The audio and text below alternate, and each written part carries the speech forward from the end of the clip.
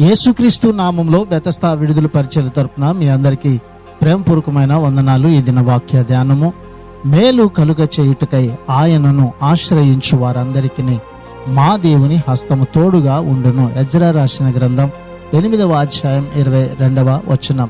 దేవునికి చెందిన వారు ప్రయాణం చేస్తున్నప్పుడల్లా వారికి ఎదురు కాబోయే ప్రమాదాలు మార్గం అంతటా పుంచి ఉండవచ్చు.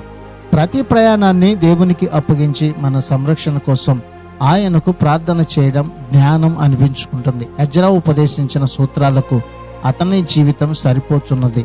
తన సాటి వారి దృష్టిలో తాను ఉపదేశించేదాన్ని ఆచరించేవాడిలా కనిపించాలని అతనికి ఉన్న ఉద్దేశం. కనుక ఇది దేవుడు మనకిచ్చినటువంటి ఈ వాక్యాన్ని బట్టి దేవుడు మన జీవితంలో మేలు కలుగ చేయాలి అంటే మనము ఎల్లప్పుడూ ఆయనను ఆశ్రయించిన వారమై ఉంటే ప్రభు యొక్క హస్తం మనకు తోడుగా ఉండి నిత్యము మనల్ని బలపరుస్తూ ఉంది. ప్రార్థన.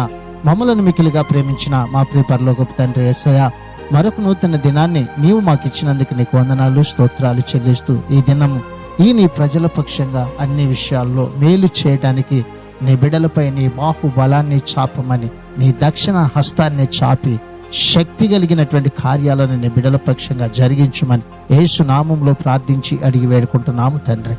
ఆమెన్.